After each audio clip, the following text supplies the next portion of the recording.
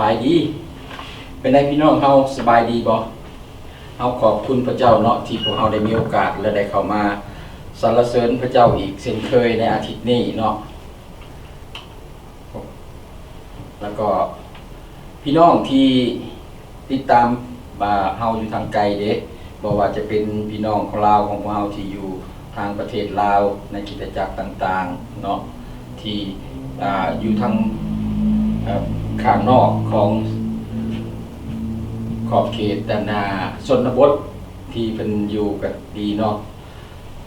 พี่น้องเฮาเป็นจังไดสบายดีบ่แล้วก็พี่น้องของเฮาอยู่ทั่วทุกคนแห่งของมุมโลกนี่แหละพี่น้องที่อยู่ในเมืองฟอร์ตสมิธเด้เฮาสบายดีบ่ข้าพเจ้ายินดีที่ได้มีโอกาสได้เข้ามาสรรเสริญพระเจ้าและก็ได้มานำพาพี่น้องในการเทศนาบ่แม่นเทศนาสั่งสอนเด้อพี่น้องแต่ว่าเทศนาเพื่อเปิดเผยพระวจนะของพระเจ้าให้พี่น้องเฮาได้เข้าใจถึงหมากหัวใจแกนแท้ของการเป็นคริสเตียนการที่เฮาเข้ามาเป็นคริสเตียนมาเชื่อในองค์พระผู้เป็นเจ้าของพวกเฮาบ่แม่นศาสนาแต่เฮาเบิ่งเหมือนกับเป็นศาสนาเพิ่นฮ้องว่าศาสนาคริสต์แต่ในแต่ละตัวของบุคคลที่เชื่อในพระคริสต์นั้นบ่ได้เป็นศาสนาเฮาบ่ได้เชื่อในศาสนาแต่เฮาเชื่อไว้วางใจในองค์พระผู้เป็นเจ้าผู้ทรงพระชนอยู่เนาะเฮาขอบคุณที่พวกเฮาได้มีโอกาสได้เข้ามาสรรเสริญให้เกียรติพระเจ้าในแต่ละอาทิตย์เนาะในวันนี้ในวันอาทิตย์นี้ก็เป็นอีกอาทิตย์หนึ่งที่พวกเฮาจะได้ยินได้ฟังพระวจนะของพระเจ้ารวมกันและก่อนที่พวกเฮาจะได้ยินพระคำก็ให้พวกเฮาได้ร่วมใจกันอธิษฐานเนาะน้อยหนึ่งร่วมใจกันอธิษฐานน้อยหนึ่งเพื่อว่าให้การทรงนำของพระวิญญาณบริสุทธิ์นั้นได้นำพาชีวิตจิตใจของพวกเฮาเพื่อเปิดเผยที่พระคำได้เปิดเผยเฮาเพื่อเฮาเข้าใจอย่างลึกซึ้งเนาะเอาเฮาร่วมใจกันอธิษฐานสาธุการแด่องค์พระบิดาเจ้าขอบพระคุณพระองค์สำหรับประคำที่พระองค์ได้ทรงประทานให้หมู่ข้าน้อยในวันนี้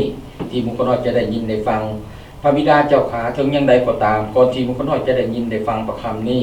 ขอพระองค์ทรงโปรดพระเมตตาเตรียมจิตใจของหมู่ข้าน้อยและพิเศษไปกว่านั้นก็ขอพระองค์ทรงโปรดประทานสติปัญญาอันมาจากพระองค์เจ้านั่นให้กับหมู่ข้าน้อยเพื่อว่าหมู่ข้าน้อยจะได้นำใช้สติปัญญานี้เข้าในการศึกษาพินิจพิจารณาและตึกตองถอยประคำที่พระองค์ได้ยื่งให้หมู่ข้าน้อยได้เห็นในวันนี้และสำหรับตัวของข้าน้อยเองผู้ที่จะกล่าวในชั่วโมงต่อไปนี้หมู่ข้าน้อยเองก็อ้อนวอนต่อพระองค์เจ้าขอพระองค์ทรงสถิตอยู่นำข้าน้อยให้ความกล้าหาญกับข้าน้อยและพิเศษไปตอนนั้นก็คือให้สติปัญญากับข้าน้อยเพื่อว่าข้าน้อยจะได้ใช้สติปัญญานี้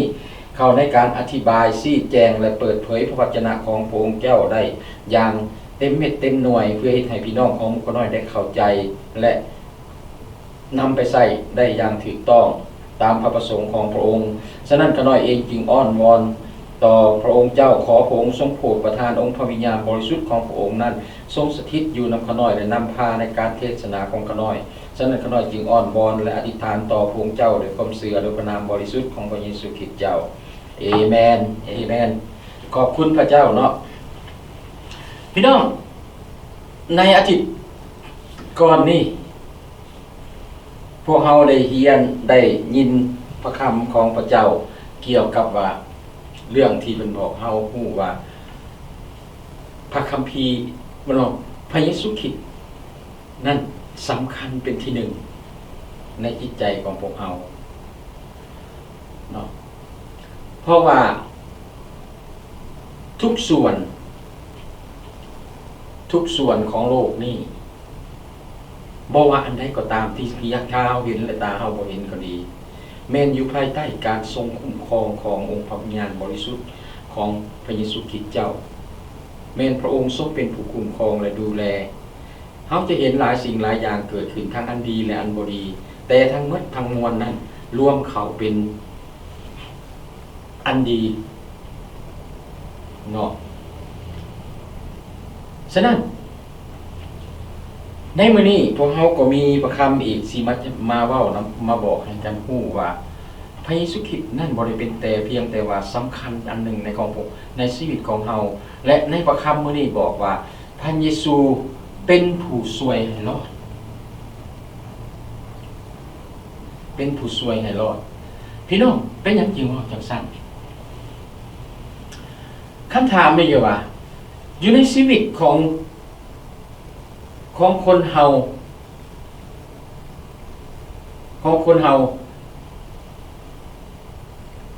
แม่นบ่มีเพียงแต่ส่วนประกอบเดียวที่เป็นโครงสร้างที่เฮ็ดให้ทุกสิ่งนั้นแตกต่างไปทั้งหมดฉะนั้นความสัมพันธ์ส่วนตัวของมนุษย์กับพระเยซูคริสต์การมีช่องว่างที่ถูกสร้างขึ้นโดยพระเจ้าอยู่ในหัวใจของมนุษย์ทุกคนนั้นมีเพียงพระเยซูคริสต์เท่านั้นที่สามารถจักเติมเต็มได้มีเพียงพระเยซูคริสต์เท่านั้นที่จะเฮ็ดให้มันหันกลับมาได้ในการศึกษาของพวกเฮาในมื้อนี้พวกเฮาจะก้าวไปสู่บาทก้าวที่สำคัญในความเข้าใจของพวกเฮาอีกเกี่ยวกับความจริงของพระเจ้าซึ่งเปิดเผยอย่างเต็มที่ในพระเยซูคริสต์ในฐานะผู้ปกครองและผู้ที่นำเฮาให้คืนดีกันกับพระเจ้า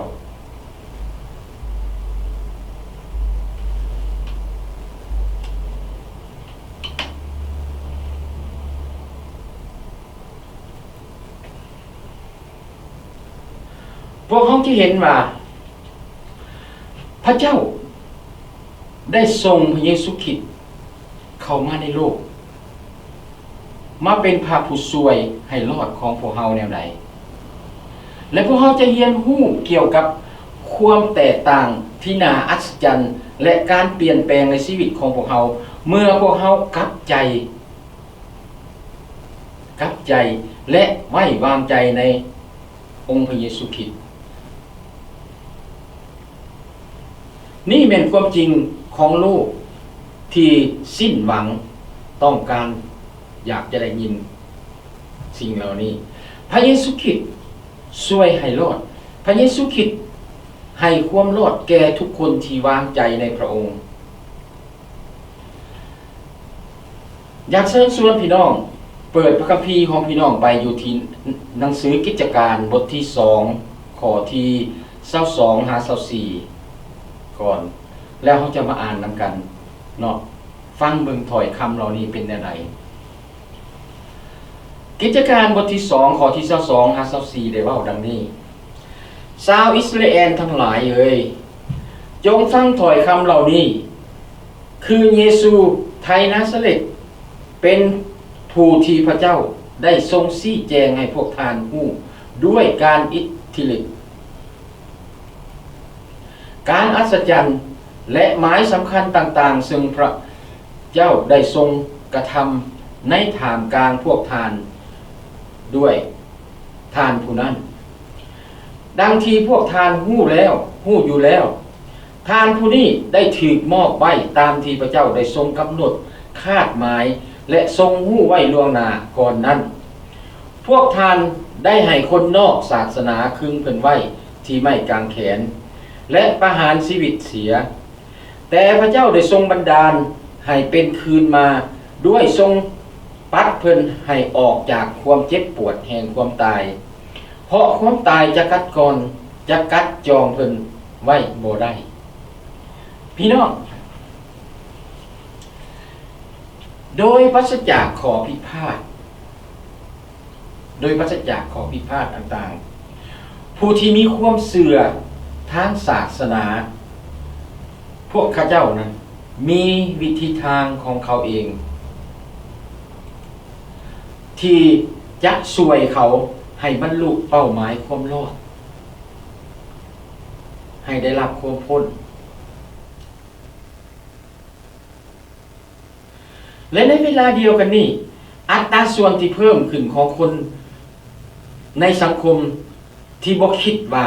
พวกเขาต้องการความรอดคนที่ยังมีคนหลวงหลายที่บ่คิดว่าเขาต้องการความรอดแต่ ผลสุดท้ายแต่ผลสุดท้ายแม้แต่คนที่มีที่เอาตนเองเป็นศูนย์กลางทุกอย่างเอาความภาคภูมิใจเอาเกียรติยศเอาความหั่งมีอันใดก็แล้วก็ยังสามารถประสบกับความรู้สึกว่ามีบางสิ่งบางอย่างขาดหายไปในชีวิตของเขาพวกเขาคิดว่าต้องมีสิ่งใดสิ่งหนึ่งที่เหนือกว่าอยู่ในชีวิตของเขาที่เขาต้องการแน่นอนพี่น้องแน่นอนสิ่งนั้นก็คือพระเยซูคริสต์เท่านั้นในบทเรียนที่เราอ่านไปเมื่อกี้นี่ในวันเพนเทคอสเปโตรกับอัครสาวก11คนได้ยืนขึ้นต่อหน้าฝูงคนเหล่านั้นที่ได้เรียกร้องให้ประหารชีวิตพระเยซูคริสต์ที่เรียกร้องให้ประหารพระเยซูคริสต์เปโตรประกาศต่อเขาว่าพระเยซูแม่นไผให้เขารู้ว่าพระเยซูแม่นไผและสิ่งที่พระองค์ได้เฮ็ดอยู่ที่เทิงไม้กางเขนและผ่านการฟื้นคืนชีวิตของพระองค์นั้นเพื่อหยังเพื่อให้ฝูงชนได้หักความรอดเพื่อให้ฝูงชนได้ครับหลักความรอดเห็นบ่พี่น้องในบ่นี้มันบ่ได้แม่นแต่ผู้เดียวบ่แม่นแต่กลุ่มคริสเตียนอันเดียวบ่แม่นแต่ผู้ที่ติดตามพระเยซูคริสต์ในเวลานั้นกลุ่มเดียวแต่สิ่งเหล่านั้นพระเยซูคริสต์เฮ็ดเพื่อฝูงชนหมายความว่ามนุษย์ชาติทั้งหมดจะได้รอดเปโตรกำลังประกาศแนวนี้เปโตรได้เริ่มต้นด้วยการอธิบายว่าพระเจ้าได้ทรงพระเยซูมาเป็นผู้ช่วยให้รอดของพวกเราเปโตรบอกพวกเขาว่าพระเยซูไทนาซาเรตได้รับการยืนยันแก่ทานโดยทางพระเจ้านี่หมายความว่าพระเจ้าเองได้แสดงให้เห็นและพิสูจน์ว่าพระเยซูคริสต์แม่นผู้ที่พระองค์อ้างว่าเป็นในหลายวิธีพระเยซูได้รับการยืนยันโดยการอัศจรรย์ที่แสดงให้เห็นถึงพลังอำนาจของพระองค์การอัศจรรย์ที่ปรากฏตัวของพระองค์เครื่องหมายเป็นสัญญาณแสดงตำแหน่งของพระองค์พี่น้องที่รักในชีวิตของพวกเราเคยยืนยันตัวเองว่าพวกเราเป็นคนแบบใดประเภทใดบ่พวกเราเคยบ่มีบางทีมันอาจจะเป็นตอนที่พวกเราไป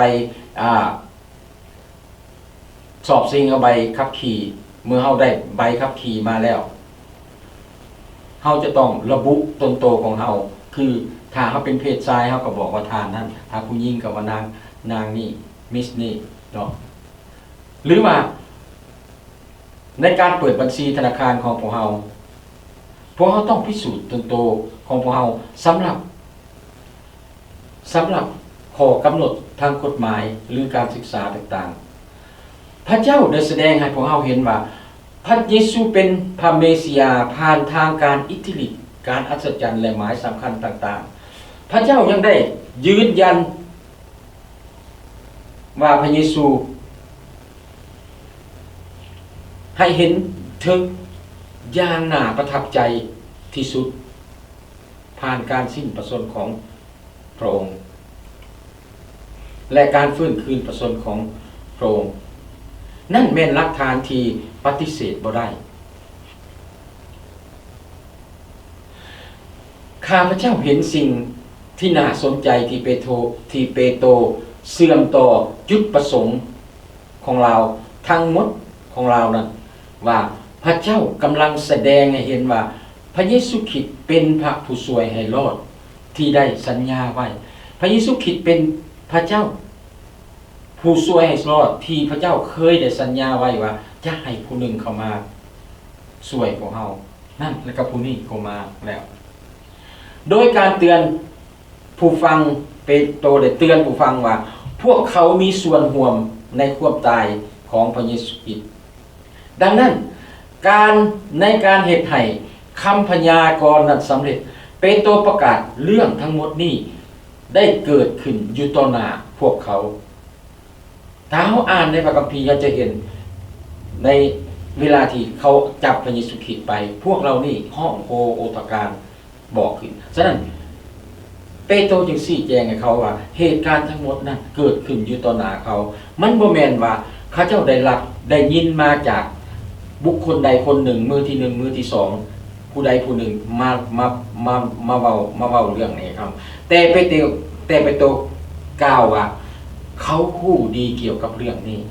เขาฮู้ดีเกี่ยวกับเรื่องนี้และพวกเขายังใส่อยู่ในพระคัมภีร์บอกว่าเขายังใส่บุคคลที่นอกศาสนาต่อครึ่งพระเยซูคริสต์ไว้ที่ถึงไม่กางแขนและฆ่าพระองค์เสียการเตือนพวกเขาเกี่ยวกับความจริงนี่บอกว่าพระเยซูคริสต์สิ้นพระชนม์อยู่ถึงไม้กางแขนและฟื้นจากความตายพิสูจน์ให้เห็นว่าพระองค์เป็นพระผู้ช่วยให้รอดของโลกนี้เป็นผู้ช่วยให้รอดของโลกนี้พี่น้องที่รักพวกเฮาขอบคุณพระเจ้าที่พวกเฮามีผู้นำทั้งมีศาสนาและมีศาสดาจารย์ของศาสนาแต่ทุกศาสดาจารย์ของทุกศาสนามีข้อกฎระเบียบให้เขาศึกษาให้เขาปฏิบัติเพื่ออย่างเพื่อสำหรับโตของเขาเองให้ไปถึงจุดหมายปลายทางที่พระเจ้ากำหนดไว้แต่สิ่งที่เขาขอบพระคุณอยู่ในบทนี้พระเจ้าฮู้ว่ามนุษย์ของพวกเราเป็นคนที่เป็นมนุษย์ของพวกเรานี่มีความอ่อนแอบ่มีความสามารถเพียงพอที่จะปฏิบัติรักษาข้อบัญญัติของพระเจ้าได้แล้วมันเฮ็ดให้เขาเป็นคนละเมิดต่อคำสั่งของพระเจ้าฉะนั้นเขาจึงเป็นคนบาปฉะนั้นอยู่ในนี้เปโตรจึงเตือนให้ฮู้ว่า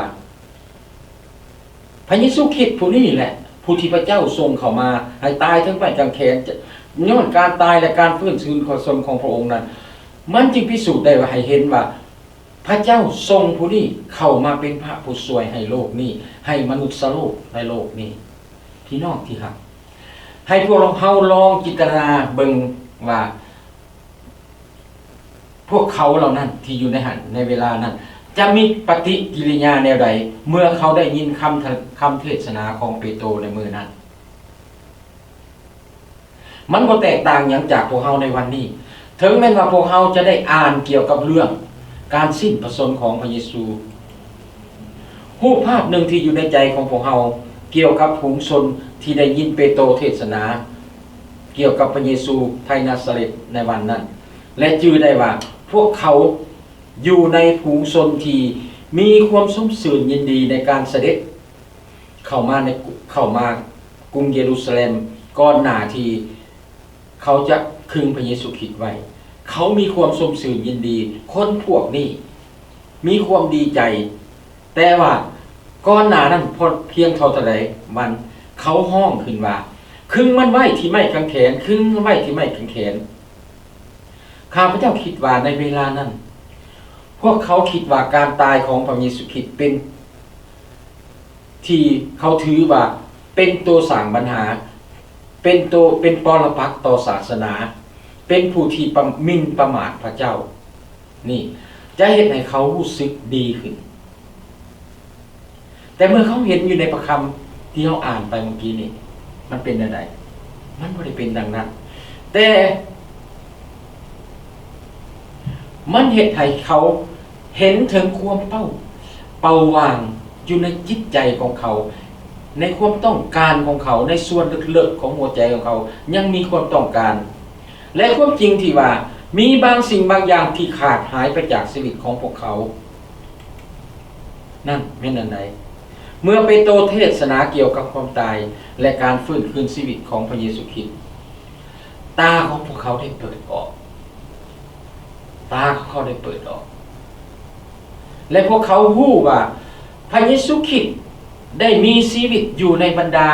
อยู่ในท่ามกลางพวกเขาและการสิ้นประชนและการฟื้นคืนประชนของพระเยซูคริสต์นั้นแม่นเพื่อให้พวกเขาได้สิ่งที่เขาขาดหายไปนั้นพี่น้องกำลังรู้สึกว่าตัวเองขาดหายอันใดอันหนึ่งพี่น้องกำลังรู้สึกว่าตัวเองว่ายังบ่มีความอิ่มเอิบในจิตใจบ่ว่ามีพี่น้องจะหั่งมีหลายปานใดก็ตามบางทีพี่น้องอาจจะถามว่าตัวเลขในธนาคารหลายปานใดจึงจะนับว่าเฮาหั่งมี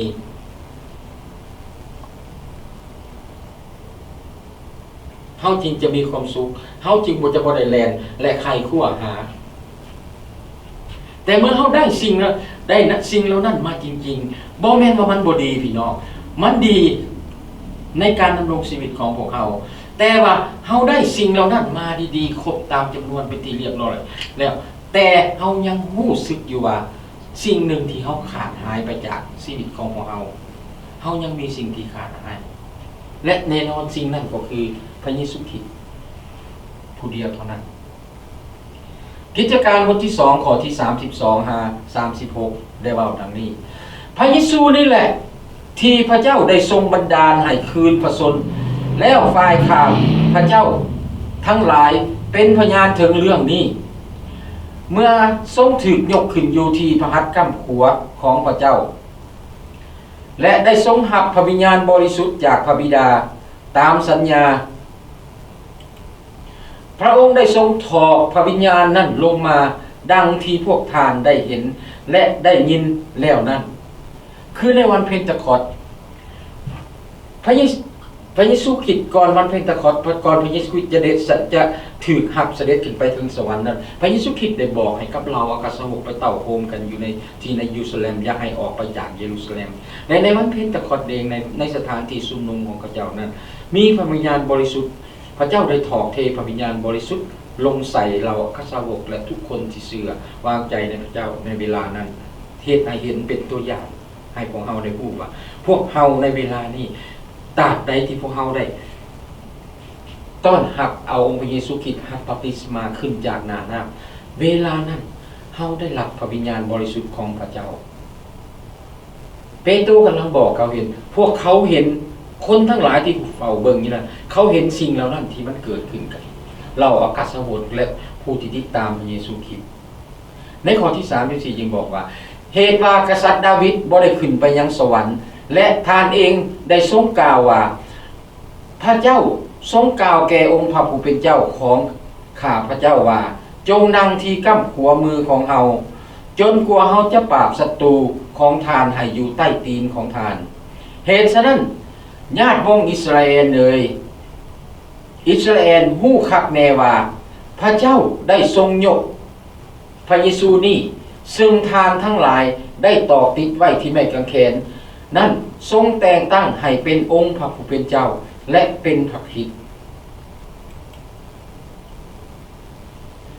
พี่น้อง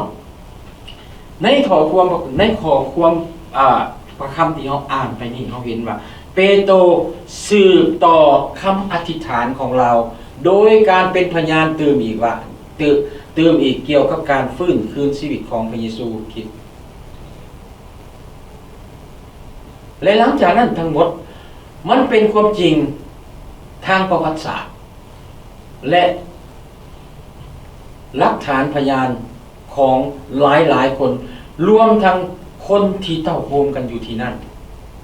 สามารถยืนยันว่าประวัติศาสตร์นี้ถึงแม้นว่า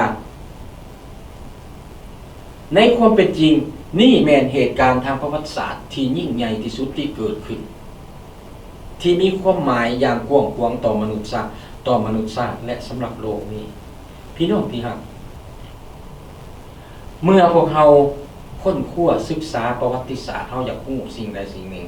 เฮาค้นคว้าถึงอยากรู้เรื่องมือสำคัญต่างๆอยู่ในโลกนี้ที่เกิดขึ้น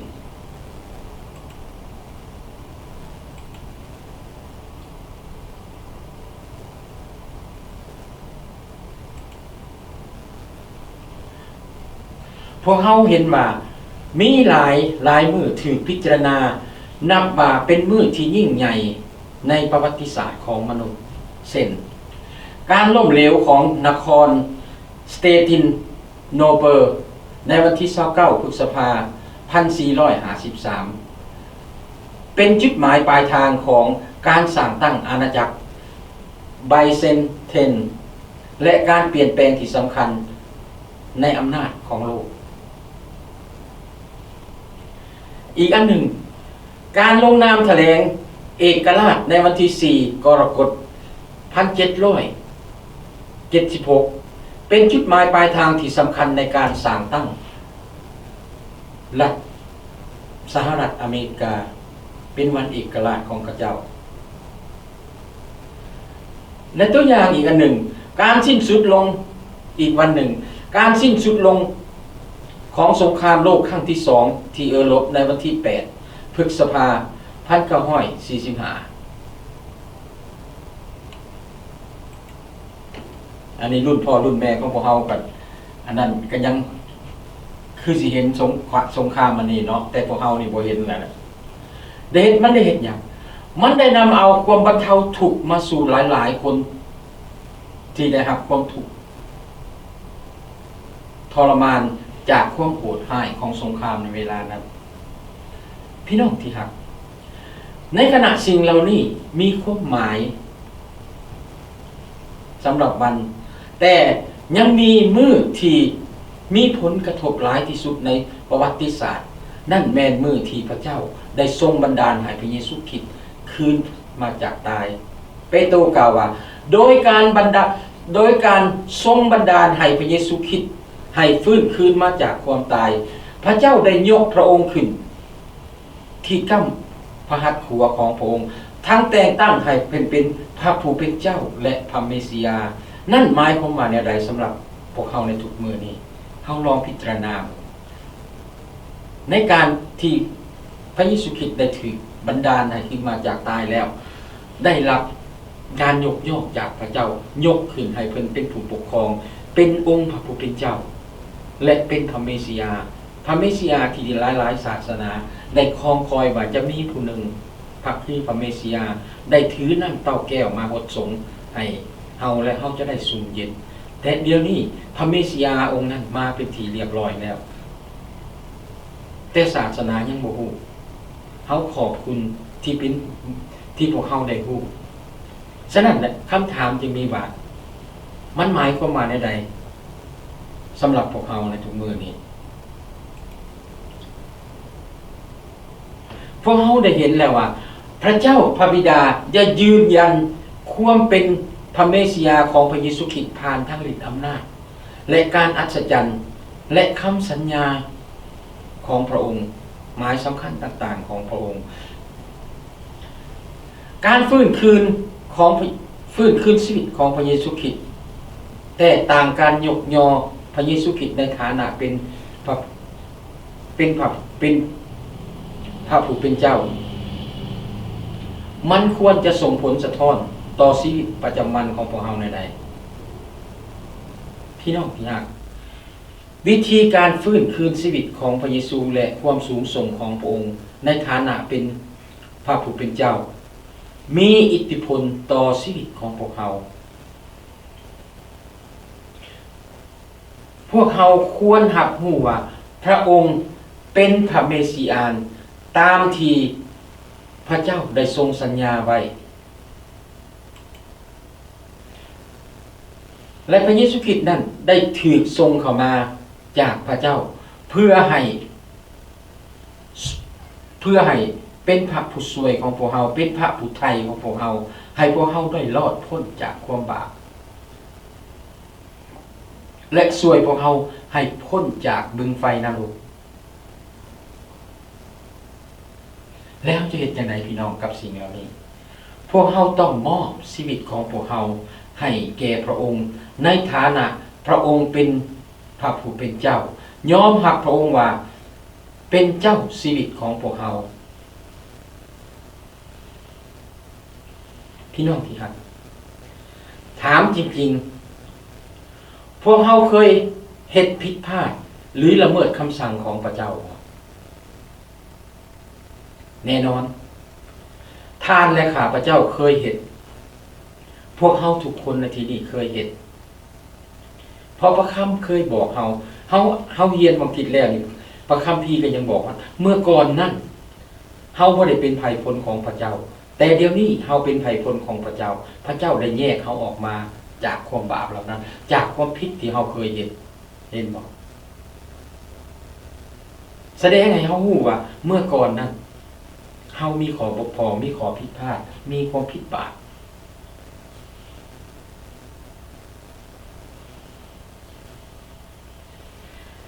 และในสิ่งที่เฮาผิดพลาดนั่นนี่พี่น้องพวกเฮาเคยพยายามปกปิดมันบ่หรือว่าปฏิเสธบ่ยอมรับมันบ่เฮาเคยที่จะปฏิเสธที่จะเฮ็ดให้มันห่างไกลจากเฮาแต่พี่น้องที่รักความรอดที่เฮาจะได้มันเรียกร้องให้พวกเฮารับรู้และสารภาพความบาปของพวกเฮาต่อพระเจ้าพระเยซูคริสต์ได้สิ้นพระชนม์เพื่อบาปของพวกเฮาและได้ฟื้นคืนชีวิตเกี่ยวกับเฮาเพื่อว่าทุกคนที่วางใจในพระองค์นั้นในพระองค์ว่าในพระองค์ว่าพระองค์เป็นพระผู้ช่วยให้รอดและพระองค์เป็นพระเจ้าผู้ที่จะช่วยให้เฮาล้นหลุดพ้นออกจากบาปกรรมต่างๆนั้นพระเยซูคริสต์เนี่ยพร้อมที่จะให้อภัยพวกเฮาและพร้อมที่จะไถ่พวกเฮาออกจากสิ่งเหล่านี้และให้เฮาเป็นคนใหม่เมื่อเฮามอบชีวิตให้แก่พระองค์ในฐานะพระองค์เป็นองค์พระผู้เป็นเจ้าของเฮา สิ่งเดียวเท่านั้นที่เราสามารถที่จะเฮ็ดได้สิ่งอื่นเราบ่สามารถเห็นบ่พี่น้องเราจะปฏิเสธความบาปของพวกเราที่เราเคยเฮ็ดมาและเราจะปกปิดมันไว้แต่มันอยู่หั่นเคยได้ยินบอกพระคัมภีร์เคยบอกพวกเราอย่าเสื่องซ่อนความบาปของพวกเราเพราะถ้าเฮาเสื่องซ่อนความบาปของพวกเรานั้นชีวิตฝ่ายจิตวิญญาณที่ไปกับพระเจ้านั้นมันจะบ่เลยเจริญเติบโตมันจะกัดกร่อนชีวิตจิตวิญญาณของพวกเราและให้เฮาตายลงไปทีละเล็กละน้อยแม้ว่าเฮาจะอยู่ในบ่อนแสงสว่างฉะนั้นพี่น้องปะสิ่งเหล่านั้นออกไปถ้าเฮาเฮ็ดผิดอธิษฐานอ้อนวอนต่อพระเจ้า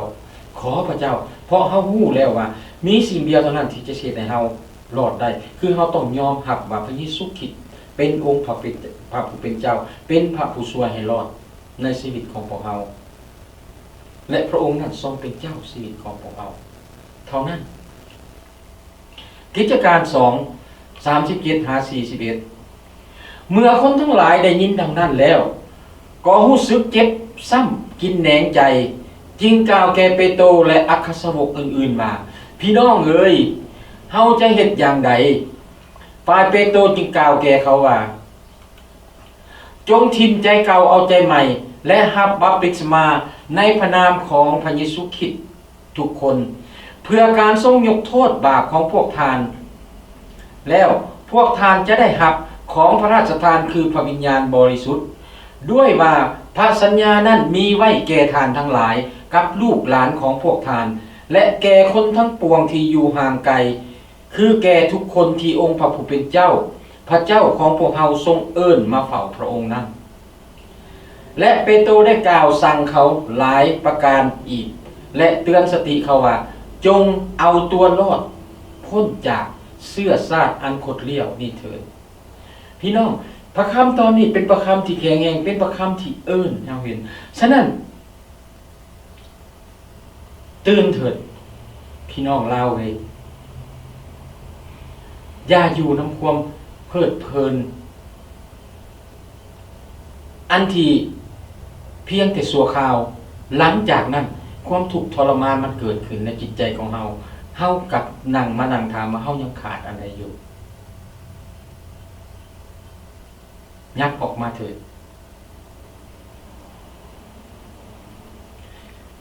คำสัญญาที่พระเยซูคริสต์ให้บ่เพียงแต่โตของพวกเฮามันยังส่งไปให้กับลูกหลานของพวกเฮาและคนทั้งหลายที่เฮาฮักที่อยู่ห่างไกลพระเจ้าทรงเอิ้น พวกเฮาอยู่ในพระคัมภีร์ข้อที่41ได้บอกว่านั่นใดฝ่ายคนทั้งหลายที่ได้เชื่อรับฟังถ้อยคำของเปโตรก็ได้รับบัพติศมาในวันนั้นมีคนตื่นเข้าเป็นลูกศิษย์ประมาณ 3,000 คนเอเมนขอบคุณพระเจ้าเนาะเปโตรได้ประกาศข่าวดีของพระเยซูคริสต์ในวันเพนเทคอสต์เปโตรได้บอกประชาชนว่าพระเจ้าได้ทรงพระเยซูคริสต์มาเป็นพระผู้ช่วยให้รอดของพวกเฮาและได้ยกพระองค์ขึ้น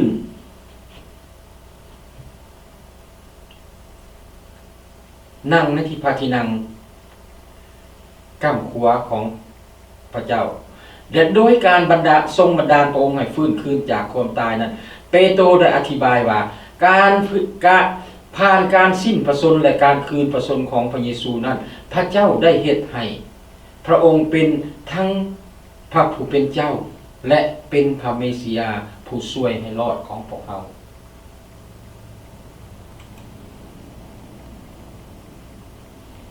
คำนี้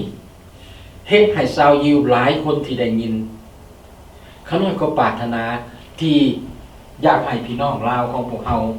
ที่ได้เปิดเจอคลิปนี้ได้ยินคำนี้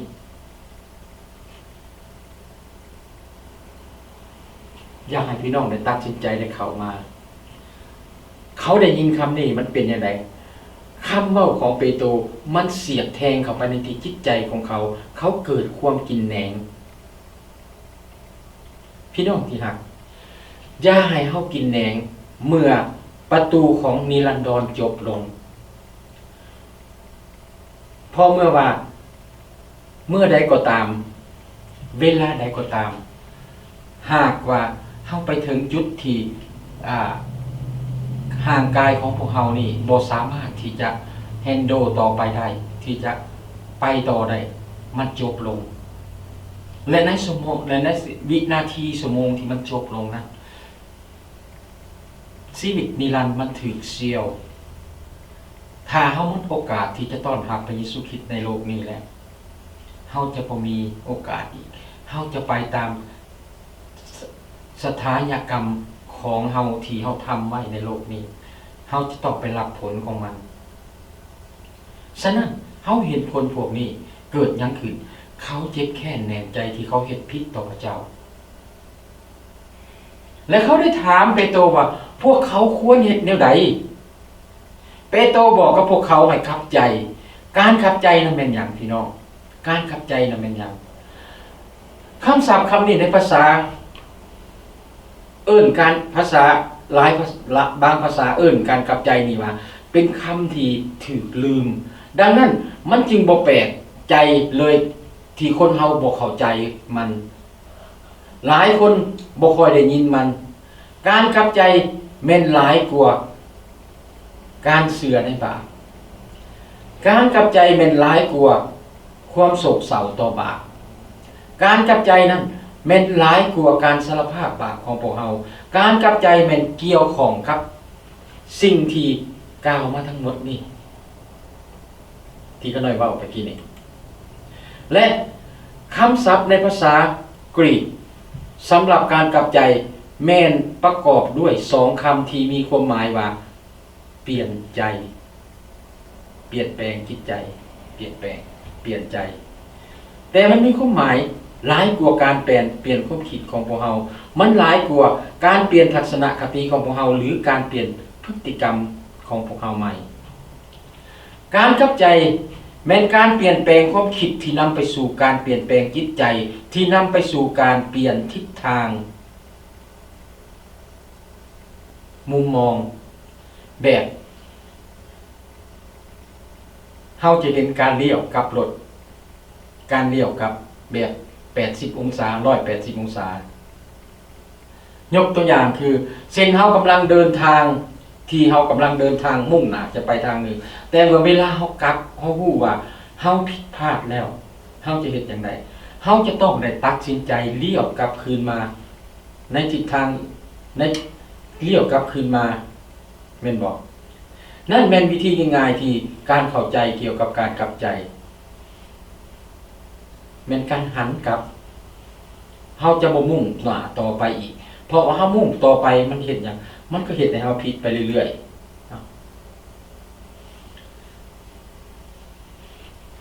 บางครั้งพวกเฮาอาจจะสังเกตเห็นป้ายในถนนที่มีลูกศรโค้งชี้บอกถึงการเลี้ยวกลับคืนแต่มันมีเส้นผ่านสีแดงบอกป้ายนั่นหมายความว่าบ่อนุญาตให้เลี้ยวกลับคืนในถนนนั้นหรืออยู่ในสี่แยกนั้นนั่นแม่นสิ่งที่สวยงามและน่าอัศจรรย์เกี่ยวกับเรื่องของพระเยซูคริสต์ที่เฮ็ดให้เราเห็นรูปภาพการกลับคืนมาพระเยซูคริสต์บ่เพียงแต่อนุญาตให้มีการหันกลับคืนทางวิญญาณเท่านั้นข่าวดีของพระกิตติคุณ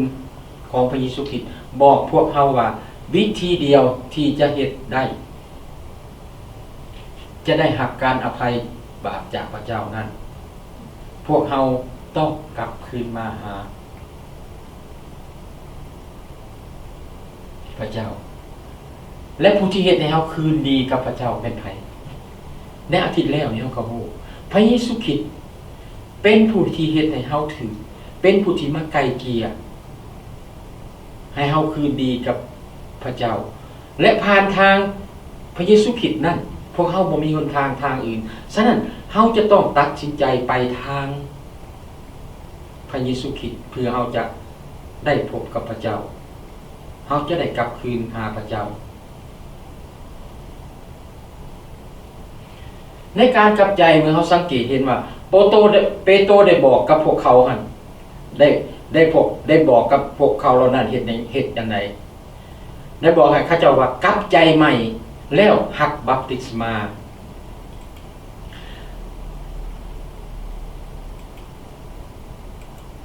การรับบัพติศมาเป็นสัญลักษณ์ภายนอกเป็นเครื่องหมายที่สำคัญที่พระเจ้าได้เฮ็ดอยู่ภายในใจของคนที่ตัดสินใจการปฏิบัติดังนี้มันได้ถูกเปิดเผยอยู่ในพระคัมภีร์บอกให้เฮาเรื่อยๆมาและได้เขียนออกเป็นคำสั่งทุกๆคริสตจักรเขาเจ้าก็นำมาใช้อยู่ในทุกวันนี้ถ้าว่ามีคนรับเชื่อในพระเยซูคริสต์แล้วสิ่งที่เขาเจ้าจะเห็นประจักษ์ตาคือในการตัดสินใจนั้นจะต้องนำมารับบัพติศมาเข้าส่วนในการตายในองค์พระเยซูคริสต์เข้าส่วนในการฟื้นคืนพระชนของพระเยซูคริสต์รับชีวิตใหม่ร่วมกับพระองค์เห็นบ่และสิ่งเหล่านี้พี่น้องที่รักมันบ่เป็นนาเพียงแต่ว่าสิ่งใดสิ่งหนึ่งที่พระเจ้าหาก็เห็นแต่สิ่งเหล่านี้ได้ปฏิบัติกันมาเกือบ 2,000 ปีแล้วในทั่วทุกวัฒนธรรมและการรับบัพติศมานั้นมันบอกให้ชัดเจนว่าเป็นสัญลักษณ์ว่าคนผู้นั้นได้รับพระวิญญาณบริสุทธิ์และตัดสินใจเดินไปกับพระเยซูคริสต์เฮาขอบพระคุณพี่น้องที่รักในองค์พวกเฮาในที่นี้และที่ทางบ้านที่ได้ยินคลิปนี้พี่น้องทางอื่นบ่มีทางเดียวคือทางองค์พระเยซูคริสต์ผู้ที่จะเฮ็ดให้เราได้คืนดีกับพระเจ้าคือทางพระเยซูคริสต์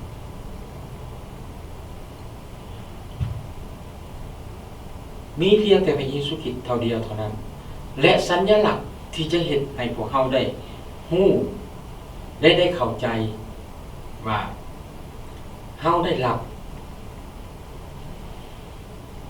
คำสัญญาของพระเจ้าคือการรับบัพติศมาของพวกเราการรับบัพติศมาของพวกเรานั้นเป็นสัญลักษณ์แน่นอนว่าเฮาตัดสินใจอย่างเด็ดเดียวเฮาเดินไปกับเฮาจะไปร่วมกับองค์พระผู้เป็นเจ้าเฮาจะได้รับพระวิญญาณบริสุทธิ์ขององค์พระผู้เป็นเจ้าและเฮาจะติดตามพระเยซูคริสต์ไปสู่นิรันดรเพราะเฮาเป็นของพระองค์เฮาเป็นสมบัติของพระองค์จากนั้นไปเฮาบ่ได้เป็นของเฮาเองแต่เฮาเป็น สมบัติของพระองค์เฮาขอบคุณพระเจ้าฉะนั้นเฮาจึงบ่หวั่นกลัวต่อสิ่งใดเฮาฮู้ว่าพระเจ้าจะอวยพรและพระเจ้าจะทรงเพิ่มเติมทุกสิ่งที่พวกเฮาขาดเขินแต่สิ่งที่สำคัญที่สุดอย่าให้เฮาขาดเขินพระเจ้าอย่าให้หัวใจของเฮากับเป่าวางโดยบ่มีพระเยซูคริสต์อยู่ในนั้นให้เฮามีพระเยซูคริสต์อยู่ในนั้นเพราะพระองค์จะเติมเต็มทุกอย่างที่เฮาขาดเขินขอพระเจ้าอวยพรสาธุการเต็มพระบิดาเจ้าขอพระเดชคุณพระองค์เจ้าสำหรับทรัพย์ทุกสิ่งที่พระองค์ได้ทรงเปิดเผยให้หมู่คนน้อยได้รู้ในวันนี้ฉะนั้นหมู่คนน้อยเองจึงอ้อนวอนต่อพระองค์ขอให้สิ่งเหล่านี้บรรจุอยู่ในจิตใจของหมู่คนน้อยและให้หมู่คนน้อยได้หำเพิ่งและพิจารณาได้นำมาประกอบใช้ฉะนั้นพระบิดาเจ้าขาในมื้อนี้หมู่คนน้อยก็ได้สิ้นสุดจากการนมัสการและจะแยกย้ายกันกลับบ้านก็ขอพระองค์ทรงโปรดประทานให้หมู่คนน้อยได้มีโอกาสและเวลาได้กลับมาอีกในอาทิตย์ต่อไปเพื่อหมู่คนน้อยจะได้สรรเสริญและถวายพระเกียรติแด่พระองค์และได้ยินพระสุรเสียงของพระองค์อีกในอาทิตย์ต่อไปฉะนั้นข้าน้อยเองจึงอธิษฐานอ้อนวอนต่อพระองค์เจ้าด้วยความเสื่อด้วยพระนามบริสุทธิ์ของพระเยซูคริสต์เจ้าเอเมนขอบคุณพระเจ้าเนาะ